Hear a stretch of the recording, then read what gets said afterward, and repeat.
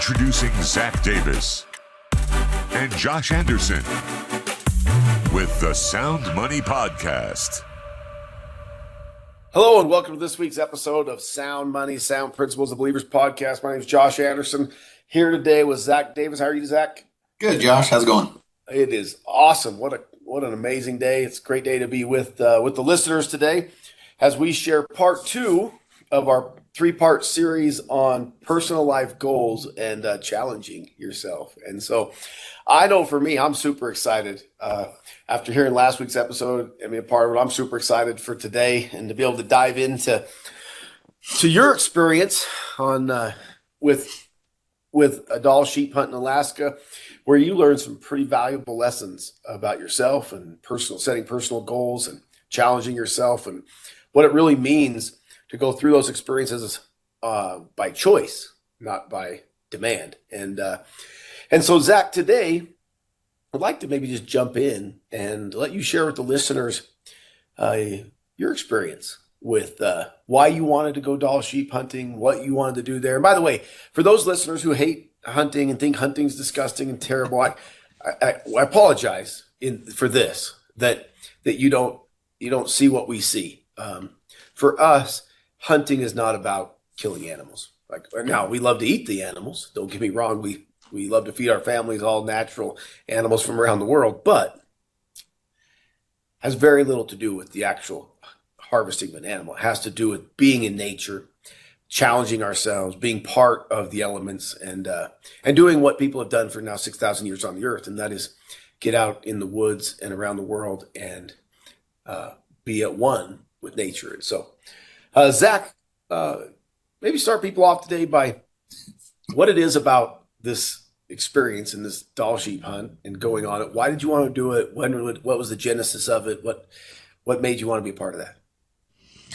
Yeah, so if you saw last week's podcast, then we kind of told the backstory a little bit about this experience. But in case you missed it, so one of the reasons that I wanted to really hunt a Dall sheep is because I love the outdoors. I always have, even when I was a kid. I could not wait to go hunting with my dad. I wanted to be out there in the woods. Anything to get outside, motorcycle, fish, hunt, whatever. In fact, it was the only thing that got me through high school, really, because my dad had this like carrot hanging over me that I had to have.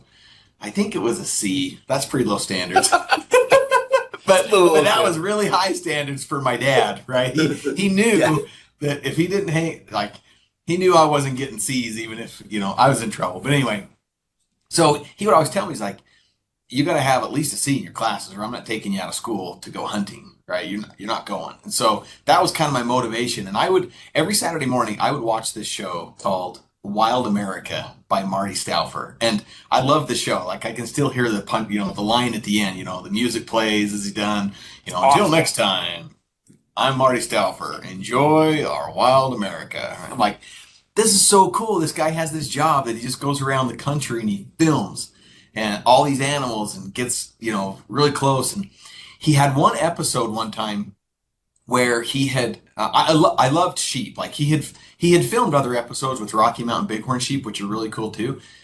But he had one episode in particular that he filmed up in Alaska, in the Alaskan range. And it was of Dall sheep. And Dall sheep are these unbelievable, beautifully white, majestic animals. Like they're just gorgeous. They're so unique. And that sort of planted the seed in my mind. Like, I want to go see these animals and I would love to harvest one of these animals. And that's when I can't remember. I was somewhere between 10 and 13 years old when I saw this episode.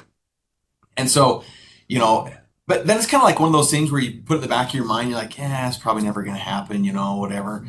And so, when we were, doing some business together in 2018, it was like, we need to go do this, right? We're not getting any younger. This is a young man's game. There's so many people that get to the end of their life. I've sat around the table with so many people after having this experience and sharing with people, that you go out and have these experiences at the mountain, hunt these animals. And they go, man, I always wanted to go do that. I wish I would have. But what's their next phrase? I'm just too what? Yeah, I'm too old. Can't do it. I'm too old. Like they've let too much water go under the bridge. Too much life has got behind them. Their health isn't good anymore. They don't have the finances, whatever. So I hear this all the time, right? And I'm like, I'm not doing that. I am not going to put myself in that position where I have these regrets when I'm 67 years old, 60 or 70 years old, looking back going, I could have done it. Like, I had the capacity and I wanted to. It was a goal of mine, a dream that I wanted to accomplish. I'm not going to be 70 years old looking back going, I wish I would have gone and done it. So we put the hunt together. Like we mentioned last time, Josh and I are supposed to go in together. I have a family trip. The outfitter calls. He's like, hey, had a sheep hunter back out. Can one of you come early? I'm like, Lee, I'd love to come early, but I just can't do it. And so Josh went in 4 or 5 days before me. And by the way, you can text on these inReaches. And I'm like, are you seeing sheep? What's it like? Are you, is it hard? And, he's like, yeah, it's hard. We're seeing sheep. I'm like, oh. How do you explain over a less than 100 word text in an inReach Garmin device that what your experience is? Is it hard? Yes. You want to say it totally sucks. It's crazy. This is the most difficult thing in the world. But your fingers can't type because your hands are so tired, and it takes too much effort. So you just say yes. Yeah, and you just want to be like, stay home. Don't do this, right? So I have heard experiences where guys go on these sheep hunts and they prepare for years for it, and then they go and they harvest the sheep in a really easy way. And for me, like, I had in my mind this iconic sheep hunt from all of these stories that I'd heard from these guys who had gone and had these experiences. And it was a grind, right? It was miles and miles of hiking, elevation gain and loss and rain and wind and weather and, stuck in your tent and the highs and the lows. And that was the experience that I wanted, believe it or not. Like, I know it sounds totally stupid. It's twisted. But it is twisted. It is twisted. But for me, Josh, what it really was is, I wanted to go get a Dall sheep, but when I look at that animal, this one right here behind me, right on the wall, I didn't want it to be like, oh yeah, I went up and, landed and shot a sheep and came home. I wanted it to mean more than that. And we were kind of in a point in our life where things were going pretty dang good for us, right? I mean, money was good, life was good. And so, for me, I needed something that was really going to test me. And I was kind of at this spot where I was like, I want to go do something extremely hard. So some people go do a marathon, right? I only run if something's chasing me or if I'm chasing it. Like, I'm not a runner. So, and I only hike if I have a purpose behind it. So I wanted to do something really, really hard that I knew was going to test me. And I knew it was going to be hard. So, and the outfitter actually had sent me a message the day before I went in. He's like, hey, your guide's in there. They've spotted some sheep. They think they got they think they got a legal ram. You're probably going to be able to fly in maybe day one, get your ram. I'm like, gosh, that just doesn't sound like the hunt for me. So I actually secretly, I was praying that sheep would like go over the mountain, leave something, right? I know it sounds weird, but I wanted this iconic sheep hunt, the ones you hear about. So I fly up there. I land, wait at the airport for a couple hours for the outfitter to pick me up. The next day, the weather's a little bad, so we had to hang out for a bit, and then we finally get in. And so I'll share this with you. And the YouTube, those of you who are watching this on YouTube, you won't be able to see these, but we'll kind of try to explain what we got going on here. Oh, let's see. Where's all my buttons? Here we go. Let me share this with you. Oh, there we go. Come on. Gotcha. So this is you fly in about hour and 45 minutes, 2 hours, right? From Anchorage, and you're flying up into the Alaskan range. And by the way, there's better places to go hunt sheep that they have higher density of sheep, but my dream was always the Alaskan range. That's where Marty Stauffer had filmed these sheep, and that is where I wanted to go.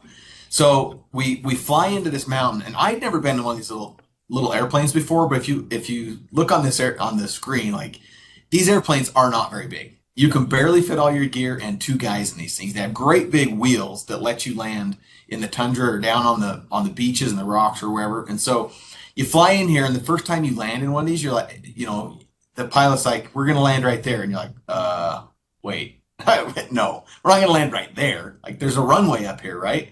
He's like, no, this is the runway. You just pick it out. You see a spot that you think you can land, and then you try it. I'm like, well, try in my world means sometimes it doesn't work out. So we're going to try to land here. So he like circles around. You see it's raining a little bit. You come in and you bounce a couple times, right? And by the way, you're landing towards a mountain. So if he doesn't make it, there's not a lot of room to like turn out. Like, you're going to slam into the side of the mountain. So we land up on the top of this mountain. You can see there's no trees. So there's nowhere to get out of it. It's raining. And we get all our stuff put together, put the tent up. And this is what you live in for the whole time. Like, it's a little teeny 1-person tent. You put all this on your back.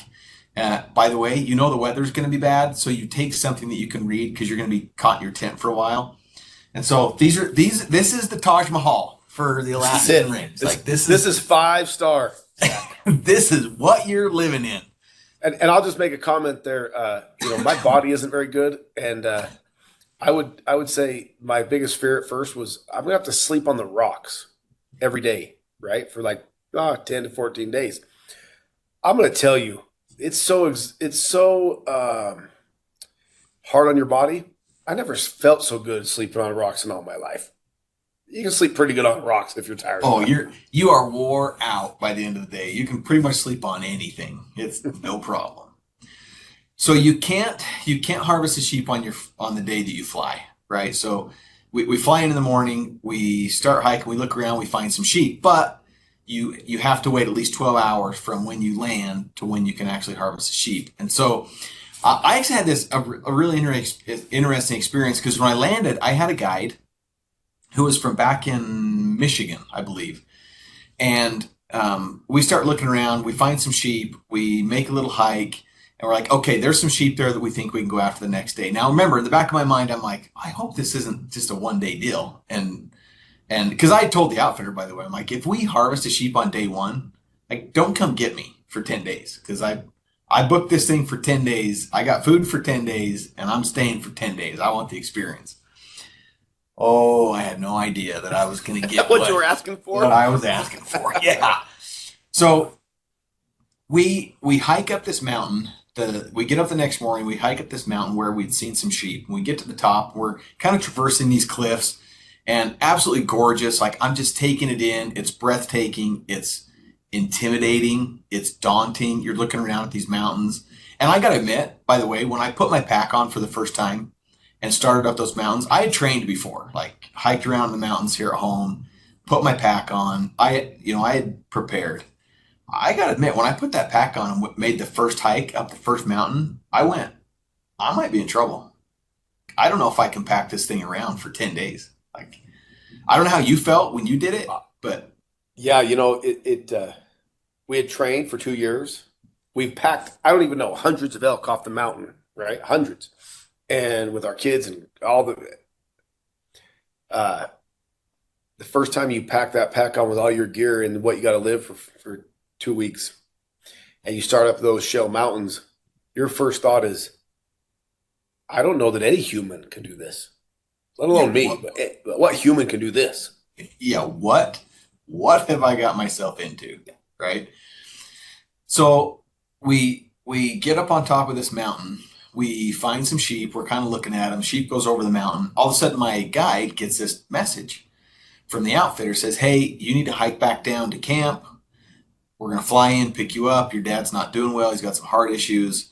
And so we're going to fly in another guide. And so now legally, they're not supposed to leave the client, right? In the state of Alaska, to hunt sheep, you have to be with the guide all the time. And so I get a message from the outfitter, and we've had lots of conversations before, right? And we talked about different experiences. I get this message from the outfitter. Do not move. Do not shoot anything. Your guide's got to leave. Another will be coming in. He kind of knew that if I got left alone, I might get myself in trouble by. Yes, you would. You would hike over the next mountain. Yeah, I would hike over the next mountain. So I wait up on the mountain. I get rained on the whole time while I'm sitting up there waiting for this guide to get in. He finally gets up, and we look around. We hike over the backside of this other mountain. We find some some other sheep. We look at them. They're not legal, right? We described in the last video what it takes to be legal. 7 years or older, full curl, broomed off, or they got to pass the stick test, right? One of those 4 things has to happen. So I start talking with my guide, who's actually an Alaskan resident. He lives over on Kodiak Island. And the guy is a stud, like total goat. I can already tell after the first hour of hiking with him, there's no way I'm keeping up with him. Like the whole time, he's going to be looking over his shoulder going, where's this kid from Idaho? Because he's a horse, man. He can hike. I mean, you can see the picture with his pack on right there. That's what it looks like. I mean, it's almost bigger than you are and all this gear in it that you've got. So we start looking at a map. He's like, okay, where have you guys gone? So I described to him where we've already looked. And he says, I was up here guiding 2 weeks ago, another client.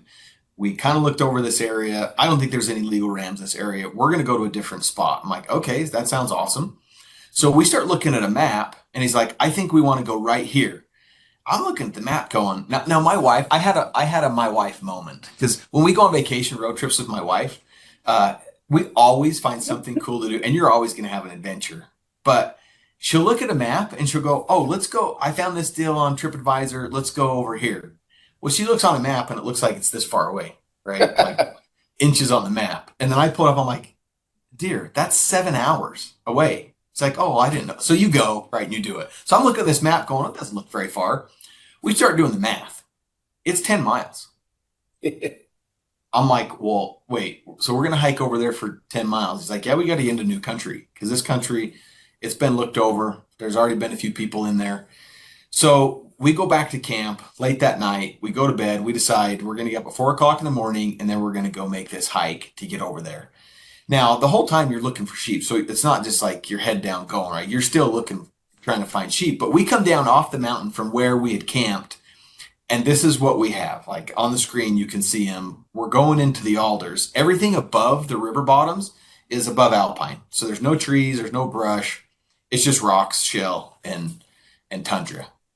But you get down in these bottoms, and it's willows, grass, trees, alders, devil's club with got super long spikes on it, all this type of stuff that you have to hike through. And so we start hiking through this stuff, and after about 5 miles, I'm like, if I got to go another 5 miles through this crap, there's no way that I'm making it. Well, we pop out on this little ridge, right? And we've been going down this canyon, and it's gorgeous. Like Alaska is just absolutely beautiful. And this river is called the Dall River, right? And so we're looking down at this going, well, we got to cross that thing. And there's no place, looking at it, the picture on the left, you can see it's a raging river that's coming down through these big rocks. So we kind of had to pick our way through these rocks for another 2 or 3 miles up the river until we could find a really good spot that we could cross. And we finally find a spot, and we cross over and we get on this trail. And it was actually really kind of cool because I had watched some of the Iditarod races through the years. I always wondered what that country was really like. And what was really cool is after we crossed that river, found a spot, crossed it, I'm walking along there and I'm seeing these. I wish I had taken pictures of them, but you see these gash marks in the trees and they're above my head. And I'm like, what in the world is making all these marks? So I asked the guide, I'm like, what is this? He's like, oh, those are like dog sleds. I'm like, what do you mean dog sleds? He's like, yeah, this is the Iditarod Trail. I'm like, are you serious? We're hiking on the Iditarod Trail? He's like, yeah, it's 1,500 miles, and there's a section of it that runs down this Dall River. So you'd go along, and then all of a sudden you'd find these little booties that they would put on the dogs. And, and you'd find these, like, I wonder what dog team this was, that would race that. So lots of history up there, which was really, really cool. So we finally eventually get across this river. We hike up and get on top of this point on this mountain, right?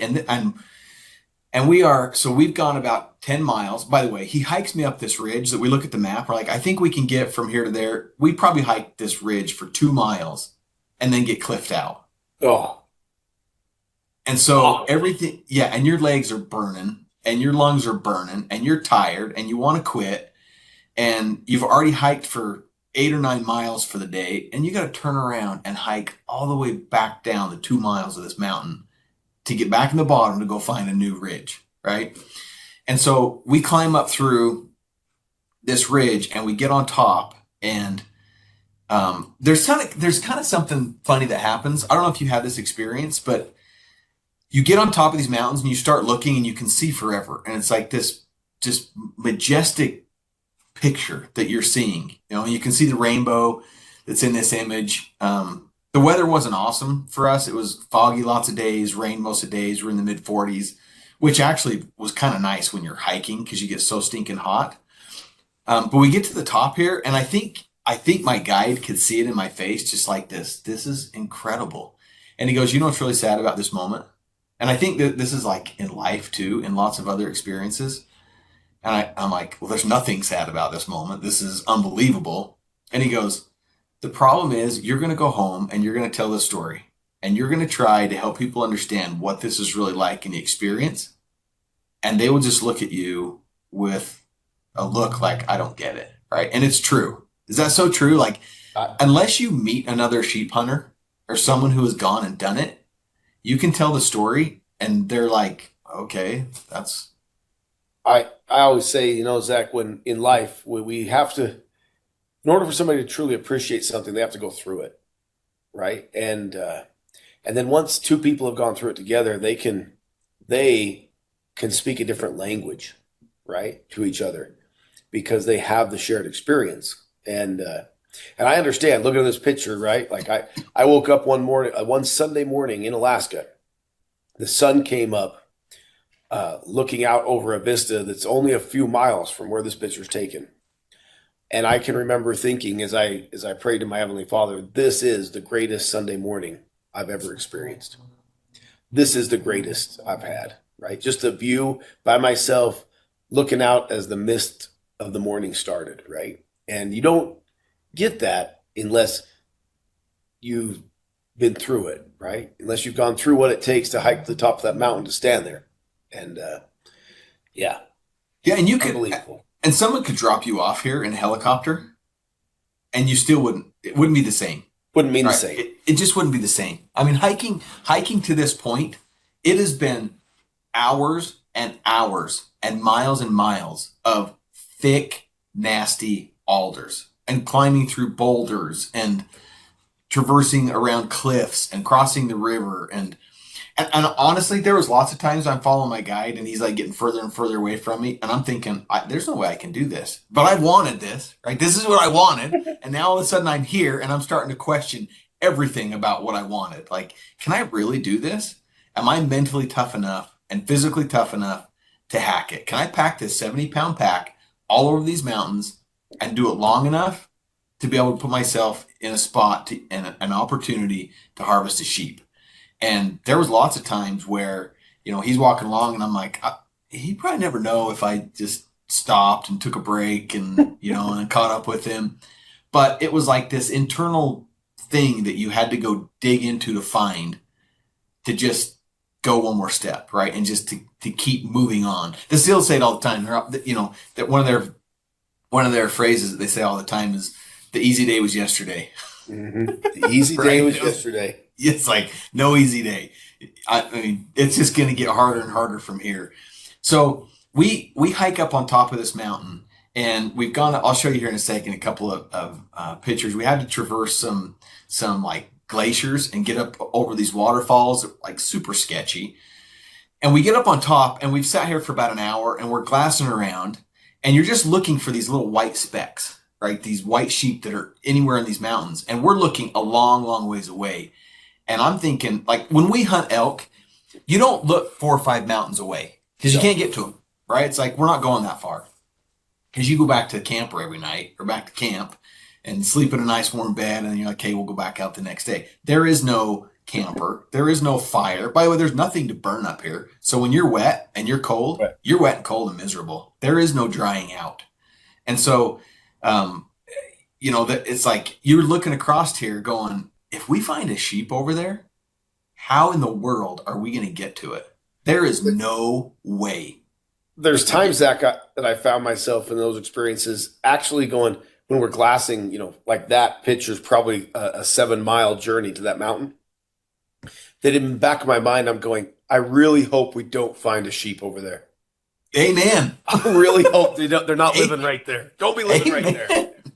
Lots of times you're thinking that going, can't one just like pop up over this little ridge right in front of me? Right. But it don't happen that way. No. So we're sitting here looking. Also, I'm like, hey, I see some sheep over there. We pull up the spotting scope, and my guide starts looking, and he goes, yeah, there's like 5 rams sitting on the peak of that mountain. You can see in this picture, I've got a red arrow pointed to this little peak of where these sheep are sitting. And it is a long ways away. You can tell they're rams, but I can't tell they're legal. These guys have been doing it long enough. So we look, and this is, let's see, this is day 3 that we're looking at these sheep. And so he pulls up the spotting scope and he's like, oh, there's 2 legal rams in that group. I'm like, how do you know they're legal? He's like, I can tell, like they are good enough rams. I can tell from here, like 7 miles away, those things are legal. Well, it's like 5 o'clock in the evening. So you know that there's no way that you're going to get down. And in this picture, you can see we've got to go down into this ravine. We've got to come back up over this ridge, and then we've got to drop back down into this big valley. And I'm looking going, hold on, there's a whole bunch of trees down there. And I just went for 2 days through all these trees and all these willows, and I thought I was on top and we were doing this again. So we start bombing it off the top, and we're like, there's going to be a river down there. Maybe we can get to the bottom, catch some fish, have some dinner, get rested up for next morning, and then we'll go after these sheep. So we drop off this mountain, we get down to the bottom, and on the way down, let's see, I don't know if I do have the picture. Let's see. So you can see now really close, there's this lake down here in the bottom. And if you look up, you can see there's that little peak that's where they were, right? Where they were sitting. So we go down and we camp next to this, down on this river next to this lake. Well, that night before we went to bed, I look up on the mountain and there's this grizzly bear at like 300 yards away above us. I'm like, hold on a minute. We're in Idaho. You stay as far away from these things as possible because there are multiple people mauled and killed every year from grizzly bears around here when they're out elk hunting. So, but it's crazy. These bears are just everywhere. Like you almost find more bears than you do sheep. And so, and they're eating these berries. What was so crazy is you probably saw this too. Like these bears, they have the coolest personalities. They're like kids. Yes.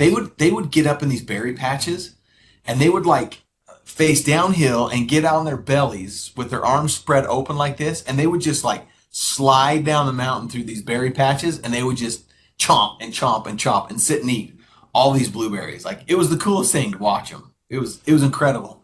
And the blueberries were unbelievable as well. Like super good. So that night we stay in camp. We get everything set up. We're all wet because it had been raining. We get everything dried out. And the next morning, like crazy, we're back in the middle of nowhere. And that night, like we had gone down, we found these sheep, we'd gone down to this spot, and before we got all the way down, I put my binoculars, I look, and there's a guy, like you're not supposed to see anybody out here, right? There's a guy coming down from those sheep down the mountain. I'm like, what the heck's going on? And I tell my guide, I'm like, there's a dude right there. He's like, there is no way there's somebody right there. Nobody else flies in here. Nobody else is crazy enough to do it. Well, we had seen a yellow airplane cub fly in up that Dall River. We're like, where did that guy go? He landed somewhere the night before. Well, come to find out, they had seen these sheep from the air, had found a little runway, landed, and then had come in and hiked up on these sheep. Well, they didn't harvest one, so they were coming back out, and they left. So we thought, okay, we'll go in the next morning. Maybe they weren't legal, right? So maybe they didn't harvest one because they weren't legal. So the next morning we get up, we start hiking up the mountain, and all of a sudden these guys show up again, and we look down with binoculars, and the guy's like waving us down the mountain, and I'm like, well, I'm not going back down. I hiked all the way up here. And my guide goes, oh, we got to go back down and see what they want. Maybe somebody's hurt, something. So we hike back down. And these two guides start arguing about who's going to go up and shoot these sheep. I'm like, this is insane. I'm supposed to be in the middle of Alaska where nobody's out here. And my guide and this other guide are arguing about whose client is going to go up and hunt this sheep. So at the end of the day, my guide was a super good dude, way better than I would have been. I'd have just been like, pound sand, I'm going to go hunt these sheep. So I have to sit here now, like after 3 days of hiking, 10 miles on the first day, and we hiked 4 or 5 miles the next day to get up on top of this mountain, and then 7 miles over here, 3 days in, we found sheep that are legal, and now I got to sit on this river for a full day waiting for these guys to go up. We know there's 2 rams in there that are legal, and they're going to go up and try to kill one, and then we're going to go up in there, and hopefully they haven't scared them too far and go try to find the other one. So we're sitting there all day long. The guys never come back out. All day. Like, you know what it's like to know that Christmas is right there. Yeah. It is right there. Like 3 miles away, we could hike up and go after this sheep. And he's in a shootable spot. We could get him. And you can't go get him. So we sit and wait all day. Well, I had told the guide, like, we had tried to go up in there with him and said, hey, we'll just stay out of the way. You guys go up, harvest the sheep, but we want to go up in there and just watch and see where they go, right? After you guys shoot, if they bail out of the canyon, you want to know which way they go. And the guide was an absolute wiener. Like, talk about the guy. I tell you, the guy's got bad mojo from between now and then. Probably everything in his life has gone bad for him because of the way he, like, does life, right? He's like, no, you can't go in there. Like, well, it's free country. We could have gone if we wanted to, but out of respect, there's like this unwritten rule. They were on the sheep first. We're going to let them go in and try to get the sheep. So the hunter tells me, he's like, dude, I'll tell you where they go. So I'm laying there in bed at night. These guys are near 2 o'clock in the morning. I hear their footsteps coming back out. And I look up and I see the flashlight. And they are jogging down the riverbank trying to get away from us to not have to tell. They don't want us to know that they've gone in. Like, talk about wieners in life. Right? They don't do life right. No, it's like, don't you want other people to win and be successful? Like, you get what you give in life. So long story short, we sit and wait. Now, so in this picture, if you look where right in the middle, you can see that little point where the arrow was where that arrow is. That's that point. Well, we go back up in there and we start looking and the sheep are nowhere to be found. And I'm like, you got to be kidding me. All these sheep have blown out of this canyon and we're going to have to hike all the way up over top of this thing, go 10 miles away, whatever, to find more sheep. So as we start walking around the base of this big cliff, I look up and you can see the snow patches up in there. On the very top of the mountain, above those snow patches, I look up and I see 2 spots. I'm like, I think there's sheep up there. So we pull the spotting scope out. We take a look. He's like, sure enough, one of those is the legal ram. So now you got to hike all the way up in there. And these sheep are so smart. Like, they stay on the top because if they're looking down at you, they can see you the whole time. So you have to try to come in above them or you're going to have a really hard time killing them. So we hike up in there and it's a grind. My feet are killing me. My back's killing me. We finally get up in there in position and we get pinned down. All of a sudden we see these sheep pop up over the cliff. And this is for 2 hours. I'm looking at these sheep like this and I can't move. The guide has been able to move up a little bit and got behind some rocks so he can hide. I'm sitting in the middle trying to act like a rock. I've got my backpack on, right? And I'm just like, it's laying off one of my sides. I'm laying over with my binoculars sitting sideways like this, for like 2 hours waiting for these sheep and they just sit and stare at us. Well, finally after 2 hours, I can move and I get up to where the guide is, but now we're still like 1,000 yards away and you can't make that shot. So we wait for these sheep and they finally bed down. And I don't have a picture of it, but I should have found another picture. But the sheep on the right is the sheep that we're after. He lays down right there and all you can see is the top curl of his horn. So we sit there for another 3.5 hours waiting for this sheep to stand up because now we've gotten into a position where we can actually get in close enough to shoot him, right? We're about 600 yards away. So after about 3.5 hours, the sheep finally stands up and walks over on this rock. And I've been practicing. Like, I'm lined up. I got the, scope. I've taken, no bullets in the chamber, but I've run the action and I'm like dry firing just sitting here practicing shooting this sheep. Well, there he goes. You see on the video, he lays down, right? And this is what we see now for almost 3 hours is his eye looking through that little hole, watching us, and the tip of his horn. And this other younger ram, he gets up multiple times and moves around, and that the mature sheep never would. And so, like, after all this grind, we're on day 4 now, and we're sitting here, and this sheep is in a shootable spot, and he doesn't move for 3 hours. Finally, after about 3.5 hours, he stands up, he walks down off the edge of this cliff. We range him, we've looked at the spot, and I send it. We do a lot of shooting. We do a lot of shooting. 600 yards and above, like, we shoot a lot in lots of different circumstances. There's no wind.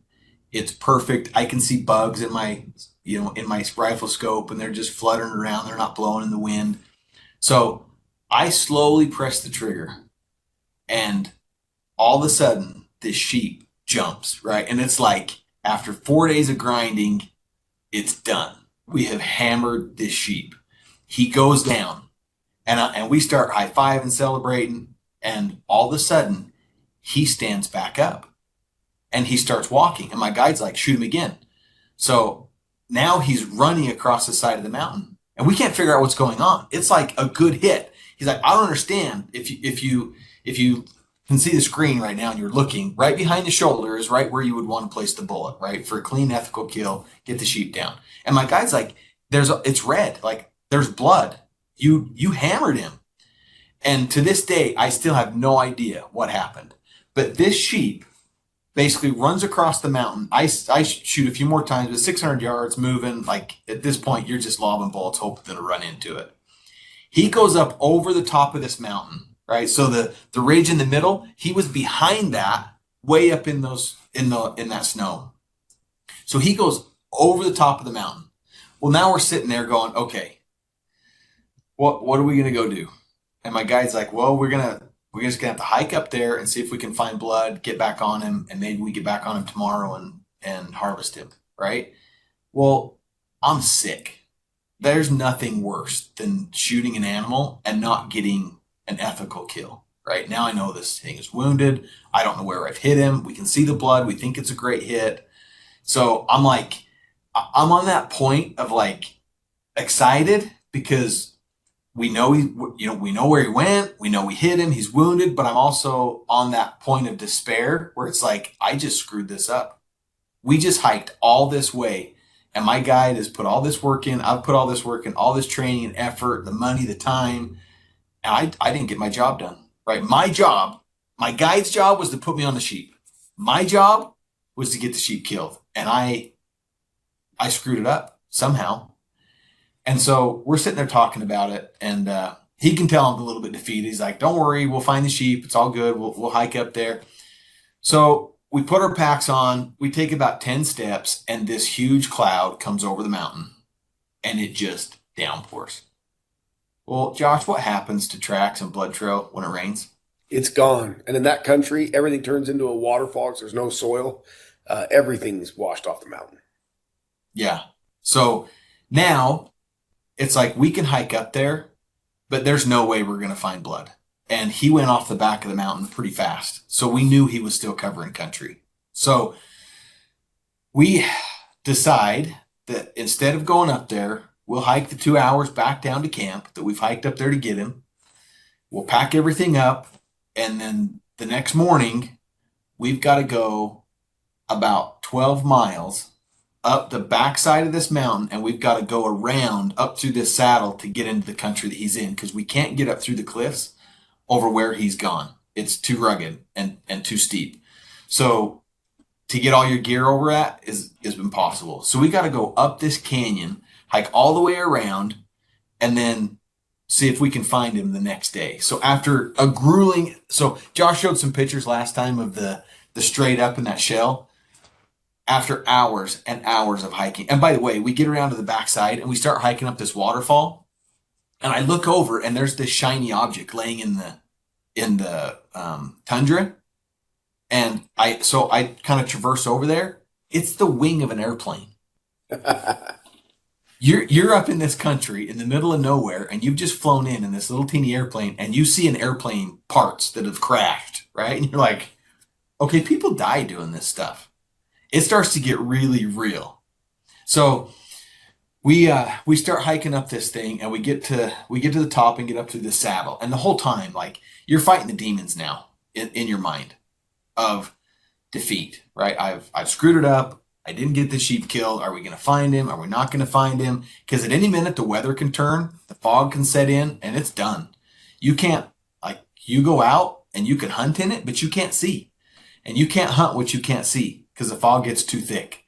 And so we're going up through this saddle, and you guys are gonna be like, Zach, you're a weirdo. Like, you're weird. But I'm telling you, this really happened. I'm hiking up through this saddle, and I look up to my right, and there's this big cliff, and all of a sudden over the top pops up this sheep, and it was a small sheep like that had been with him. And in the back of my mind, I'm thinking, there is no way this sheep has gone this far. Like, he couldn't have come this far. And that sheep looks down at me, and then he looks back over his shoulder, almost as if to say, the sheep you're looking for is on the other side of this mountain.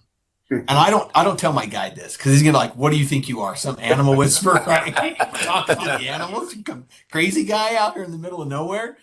But in the back of my mind, I log it as sort of like this weird moment where nature's trying to communicate with you, right? And so I put in the back of my mind, we get up over top of this mountain, we scale back down in, and we camp by this little lake. The next morning we get up, fog has set in, and you can't see anything.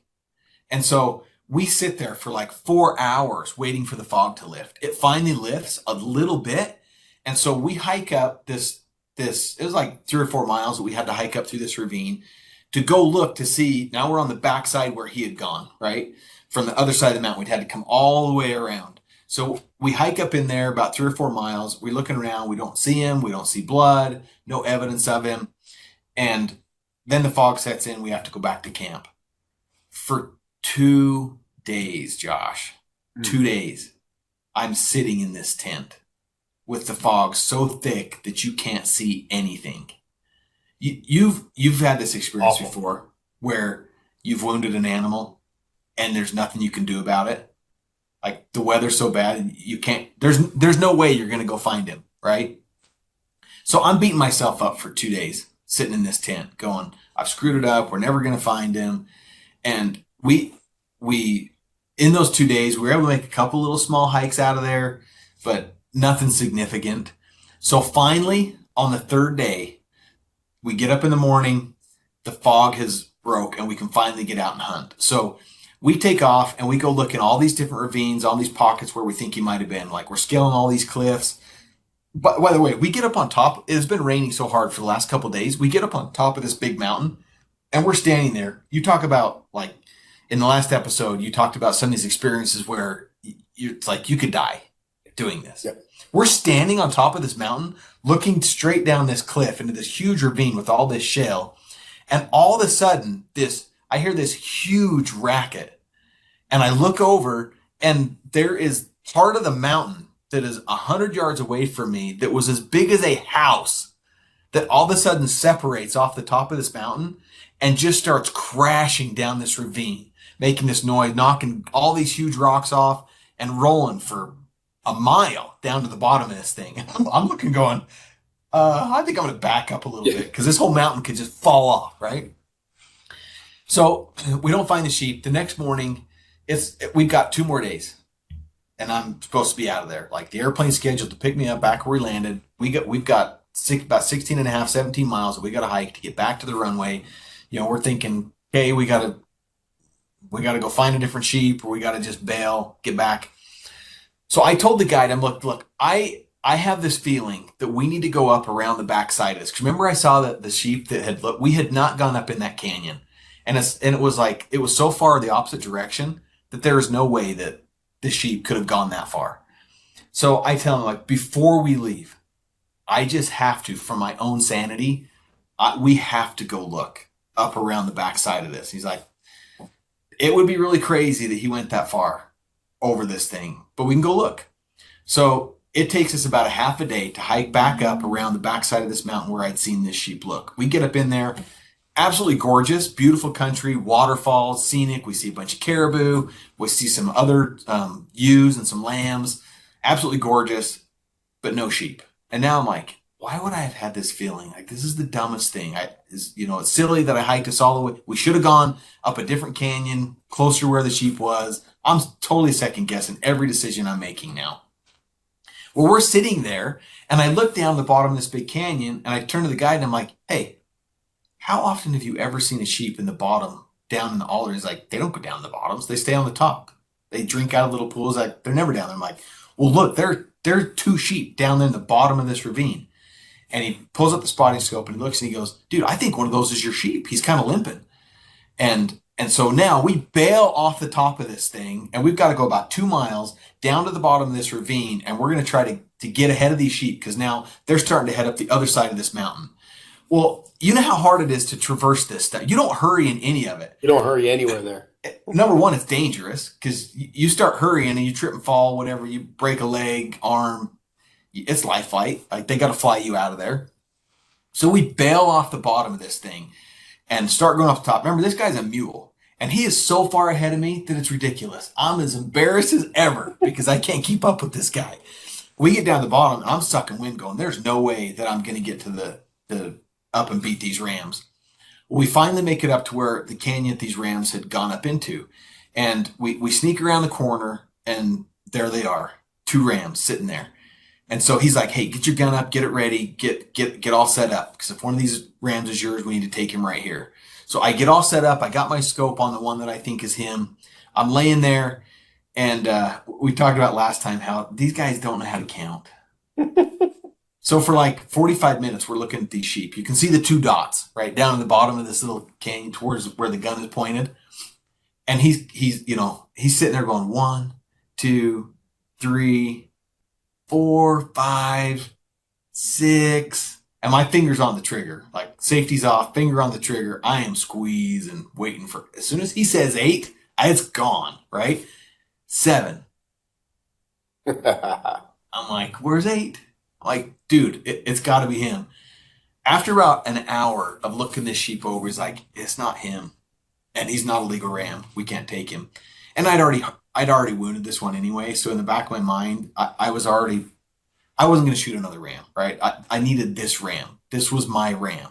I had worked my butt off to get to where he was. We'd put the stock on him. I'd hit him. I'd wounded him. I got to finish the job. Well, while we're sitting there, we're totally defeated now because the next morning we've got to head back to the airplane or we're going to miss our flight. So we're sitting there. We eat a sandwich.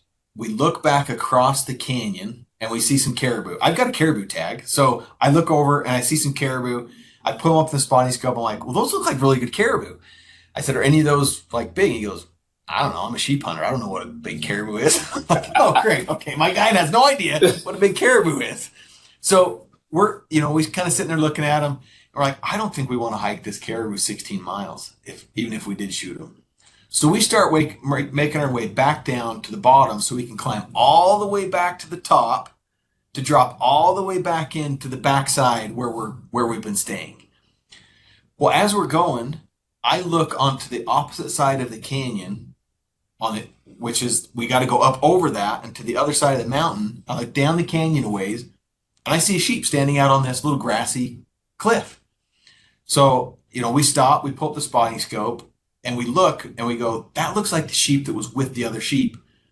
This is the back side of the mountain where I had seen that sheep, where it had looked at me and then looked back almost as if to say, tattletale on his buddy, right? Hey, he's over here. So we start looking and we're like, there's no way we can get to that sheep. He's up in the cliffs. There's no way. So we hike down the ravine about a mile. And by the way, when you hike anywhere, it's like, you have to come back from where you just hiked. So if we hike down this canyon a mile to go see if we can find a chute that we can traverse up into to get close to him, you got to hike back up that mile and then back up over the top. So every decision you make is extremely calculated when you're up there because you only have so much food and you're burning, you bring about 3,500 to 4,000 calories worth of food a day because that's about 2.5 pounds, and you calculate it down to the ounce of what you've got to pack. Well, you're burning 8 to 10,000 calories a day. So you're in a calorie deficit this whole time. So we hike down there. To give you an idea, Zach, the first year I was there, over those 13 and a half days, I lost 27 pounds. I'm a big guy, but 27 pounds. Yeah, I did the same, and I didn't have it to lose. No. I came back looking like an Ethiopian. Yeah, you did. So we hiked down this ravine a little ways, trying to see if we can find a way to get up to him. And mind you, we haven't seen my sheep yet. We've just seen this sheep. But we have a feeling it's the same one that was with him. So after we get down a little ways, I look up, and at the very, very top, up in the cliffs, on this little flat spot, there is a sheep that all of a sudden stands up. And he turns and then lays back down. And that's what a sheep does that's wounded, right? An animal that is wounded, they get up, they move around, they lay back down. They get up, move around, lay back down. I'm like, I think that could be my sheep. We put the spotting scope on. We watch him for about an hour. He gets up, moves around, and you can see on the side red where there's blood. Like, this is definitely my sheep. Well, I am completely rejuvenated now. After all this defeat, I'm like, okay, we found him. And then my guide says, Zach, we have to be back at the airplane tomorrow morning. And there is no possible way to get to that sheep. Like, there's no way we can get up in there. Now, my guide is an animal. He's taken me some places that it's like crazy. There's no way you're getting into these places. And there's a few places I'm like, we should not be hiking this cliff, right?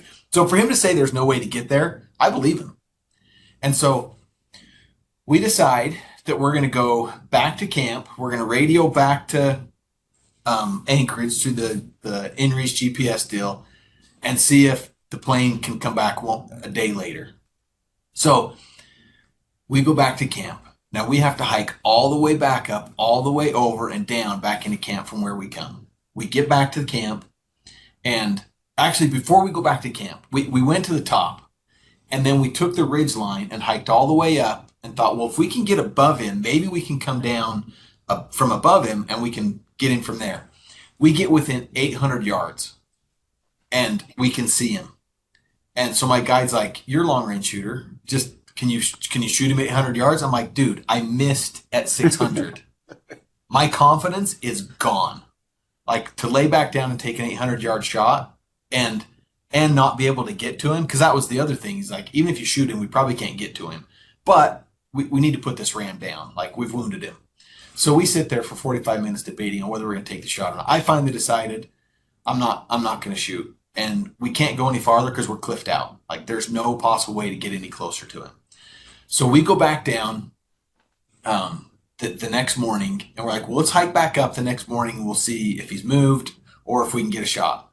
Well, where that ram was, the lower ram, if my sheep would move down the mountain to that spot, we could kill him. Well, usually a wounded sheep does not go down mountain. They go up, right? They stay up in the top. They stay in the cliffs where they're safe. So the next morning, we hike back up there. We leave about 3:30 in the morning. By the way, everybody's going to think I'm crazy. I know.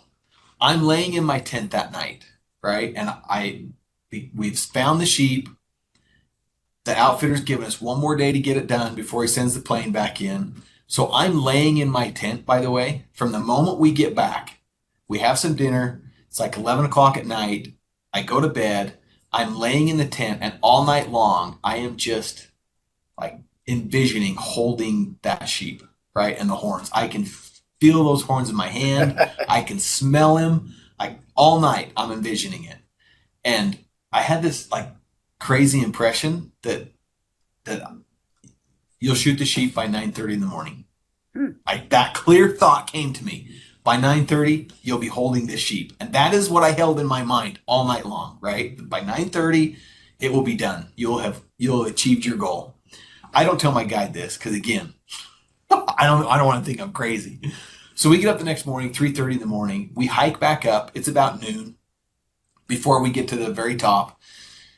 And we look over, and that sheep, crazy enough, has come down off the mountain from where he was down to where that other sheep was. And so we start looking, and I'm like, well, hey, looks like a chute right there. Do you think if we hiked all the way down and went a mile down the canyon and came all the way back up, do you think we could get up through that little slot in that cliff? He's like, I don't know. There's a chance that we could do it. And we both decided it's worth the work. Like, we got to go do it. So we bail off the backside of this mountain, go back down into the bottom, hike a mile down the canyon, look up, try to find the chute where we got to go through, and then we start traversing up this thing. We drop everything in the bottom, by the way. We only take the essentials, like a little bit of food, a jacket, the rifle, some water, like the essentials. We leave everything else down the bottom. That was like really hard to do because you're going, I'm leaving all of this stuff, right? Safety all net this stuff. Yeah, all my safety stuff is there, right? So we hike back up there, right? By the time I've lost track of time. Like, I know by the time we got up on top and down towards the bottom, it's like we'd left at 3:30 in the morning, right? And now I know it's like 6:30, 7 o'clock, somewhere in there in the morning. We find him. We hike all the way back up to the top of this thing. It feels like it takes forever to get up there. Because if he stays where he's at, we can shoot him. If he goes back up where he was, it's over. And I got to walk away, right? And that would be really, really hard to walk away.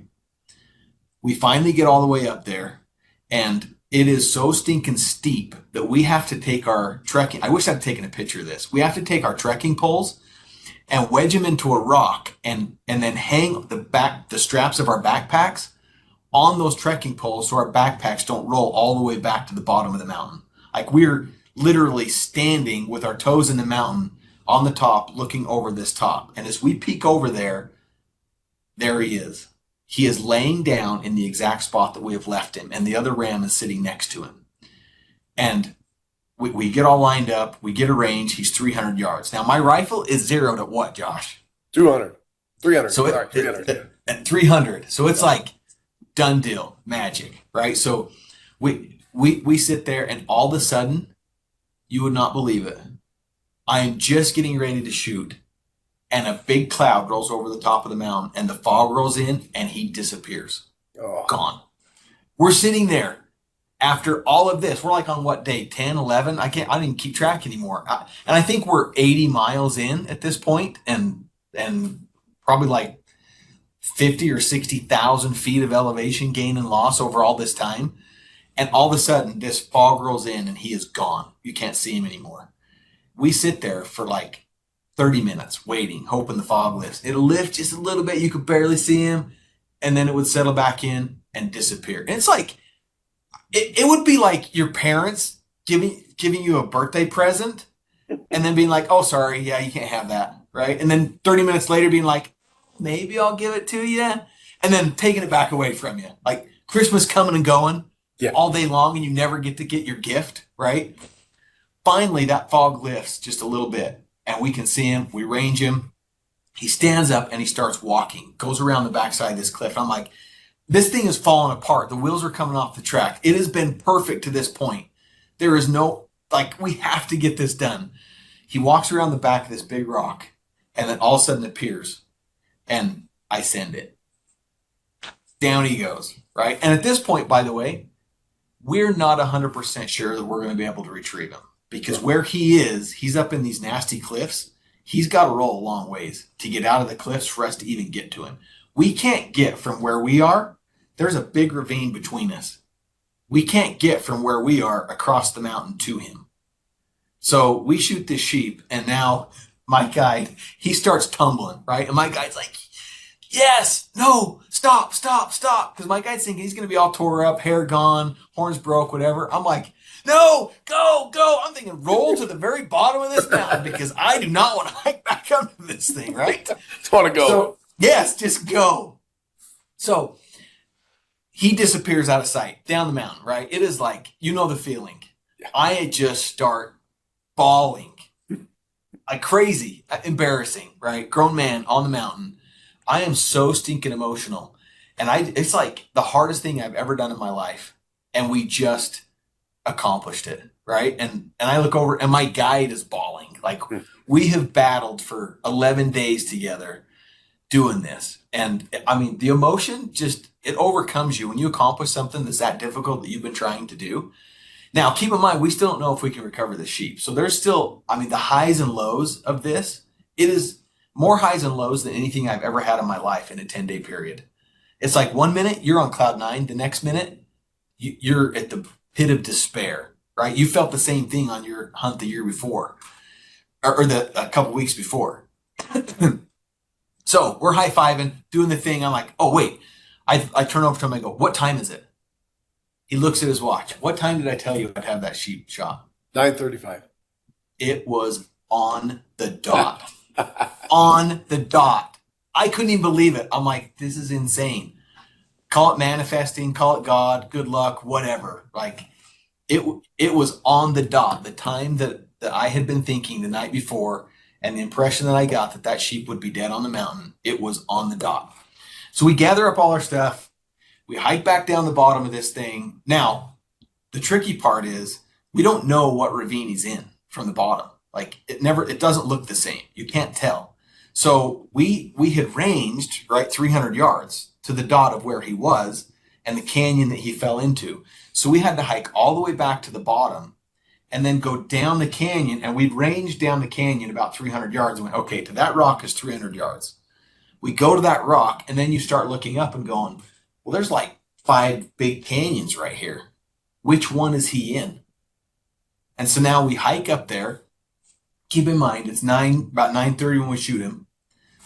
We get to the bottom, and then we got to hike back up, and we get cliffed out.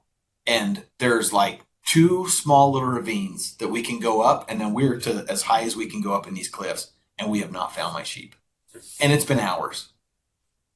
Grueling hours of hiking back up to the top of this thing. So my guide says, well, I'll go check over here. You go check over there. So I start hiking up through this little ravine and I get cliffed out. Like I can't get any higher. I'm looking up at this sheer rock face and I'm like, this is dumb. Like we're not going to recover this sheep. Right. But at least I know that I've harvested him, put him out of the misery. Right. It's over. So I start hiking back down thinking, okay, we're going to go to the bottom, hike back all the way around. It's going to take us 4 or 5 hours to get back to camp. And then we've got to get to the airplane. Well, all of a sudden I hear him holler and he's like, get over here. So I quickly scurry around as fast as I can, a couple 100 yards and go back up. It was probably another quarter mile that he could get up this ravine, and wedged in this rock is this sheep and his horns are like stuck and he's hanging there. And we've unwedged him now and drug him down to where we can see him. And so this is the chute that he had to hike up into to find this sheep, right? And it is like, I can't even explain the feeling. What words would you even put to this? I mean, the feeling of utter satisfaction, but also at the same time of, I guess the best way for me to explain that would be this feeling of accomplishment masked at the same time with, I can't believe how difficult this was. I just can't believe the amount of effort that I've gone through for this.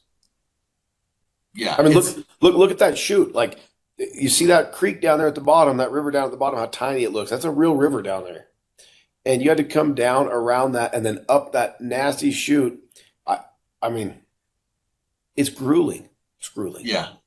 It's like your body is in pain all the time, right? And it's amazing how the victory, though, the achievement of the goal sort of soothes that pain for a moment until you realize, I have to put this animal on my back now. Yeah. I have to get it out of here, right?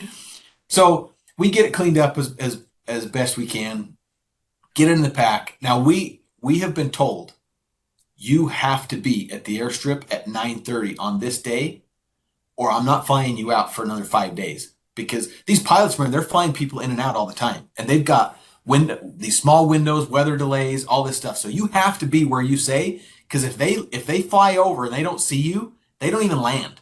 They just keep going and go pick up the next guy. and run the deal, right? And then you're left to whenever they can get to you. So it was about 4:00 by the time we got him all dressed out, put him in the pack, and had it out of there. I had to go 16 miles around this mountain. So this is where I'm standing on the airstrip right now, right? And so Josh had harvested his sheep to my right, about 6 miles up on the mountain.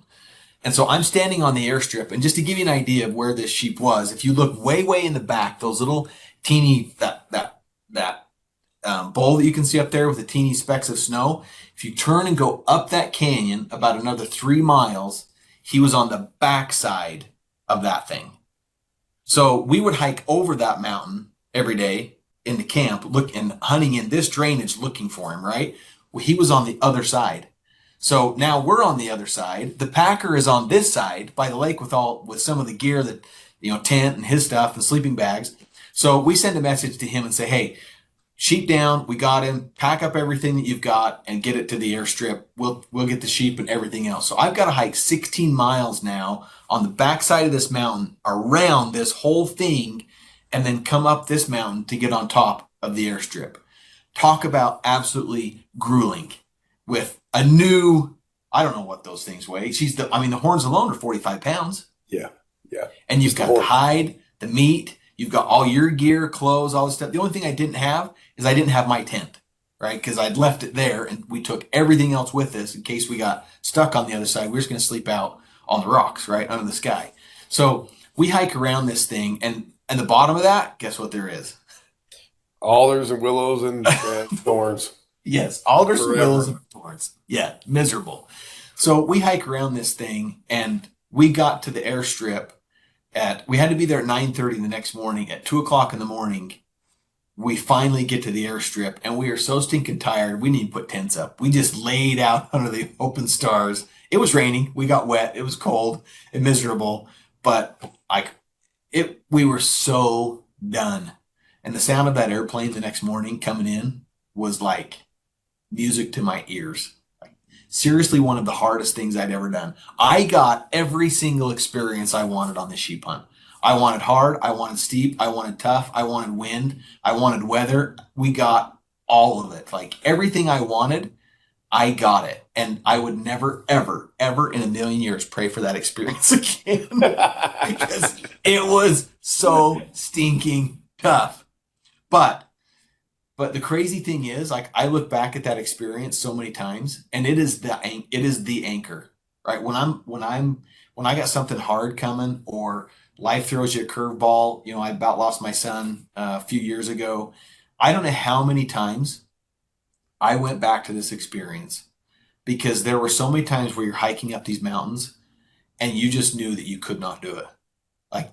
You knew that like the best option for you was to just roll up in a ball in the fetal position and just let gravity take you to the bottom and let them fly you out because you hurt so bad that you knew rolling down to the bottom wasn't going to hurt any worse, that you were already hurting. And the mental, like having to dig in there mentally and go, you don't have an option. Like nobody is coming to save you. If you don't get to the top of the mountain, they're not flying you out. They can't land down here, right? You have to get to that spot and nobody else is going to do it for you. Like that feeling, it's a weird feeling of like abandonment, but it's also completely empowering when you go, yeah, I have to do this and nobody else is going to do it for me. And so I know you had some of those same feelings too. Describe what it was like for you. I just think, Zach, that the reason why we were sharing these experiences is because we want people to understand that we ought to put ourselves in really challenging situations in life, in things that we want to accomplish, so that we can find out who we are, what we are, and we can build some skills that when life puts us in situations like when you almost lost your son, or when things get really hard in a relationship, or maybe things in business don't go your way, or the economic circumstances change and everything's on the line, that when those experiences happen, you absolutely know that you can manage it, get through it, and find a way to thrive in it. And so to be able to put yourself by your own choices, by your own desire, and by your own admission, Zach, in a situation where you wanted this crazy, which maybe next time you wouldn't. I'll think through that differently. Yeah. That is sometimes the most valuable life lessons that we can gain when it comes to how to be successful in this world. And, it's a completely gratifying situation to be in the spot where you know that you can accomplish it. Yeah. In the moment you have your doubts, in your moment you have to convince yourself to take one more step. In the moment you have to have the internal battle, but afterwards you know you can accomplish anything that's going to come in your way. And we hope today, listeners, that that's kind of the message that you understand and that you get from it, and that you might set some goals. You might set some ideas and things in your personal life that will challenge you and push you to a new limit so that you can learn more about yourself. And Zach, as we close out this episode and get ready for part 3 of this series, where we're actually going to dive into next week what it takes to set life goals. Right? Like most people teach you how to set goals and then tell you some experiences. We decided we wanted to tell you some experiences about our life goals and then circle back to how you actually set life goals and what categories you choose them in life, what drives you in them, and where you're anchored at when you're fighting for them. And so that's what we're going to do next week as we dive into that and with the context looking back on some of these experiences. So go ahead and close us up for us, Zach, here today. So, and this is really interesting because, you point out, Josh, that the importance of setting goals. Like, this has nothing to do with business. Zero. But you know what's crazy? If I look back, like we had done some pretty cool things before this experience and we had done pretty well in business. For me, looking back, I could point to this experience and say, in business, we really started winning after this experience, because I think the things that we learned going through it, right, and the perspective of you can do these really difficult things. And so one of the things that I really wanted, that I had watched some of these hunting shows and people harvesting sheep, is that classic cook the meat over the fire. Well, we had hurried so fast to get that sheep packed up because we had to get back to the airstrip that there was no chance. There was nothing to burn up there anyway. And so it was it was the one thing when I was hiking back to the top of that, in my back of my mind going, there is only one thing that I did not accomplish on this hunt that I wanted. And that was to eat some of that sheep meat over an open fire. Well, here's what's crazy. So I had to get flown from that airstrip. We couldn't go all the way back in to Anchorage from there. They had to fly me to this other little airstrip called the Roan Airstrip, which is a checkpoint on the Iditarod Trail, right? And then a bigger airplane had to come in and pick us up because of weather and take us around a different way. Well, we got down there and there was firewood already chopped down there, and we had to wait for a couple hours before the plane came in. And so I look over, I'm like, there is a stinking fire ring right here and firewood that's already been cut. And so we ripped out the bags of sheep, cut up some sheep meat, and this is my guide. And we cooked some. So and crazy, we didn't have any seasoning or anything, but you can see the little cabin in the corner of the screen. Yep. There was seasoning in this cabin. So we went in there, grabbed some seasoning, put it on the sheep meat, and we had some sheep meat over the open fire down there on the Roan Airstrip, it sealed the deal, right? Everything was there. Like, I was going to show you this too. Like this is some of the sketchy stuff that you got to do. Oh yeah. Like, if you fall, it's going to hurt. Right? It's gonna hurt. And he almost falls. I got to go next. Yeah.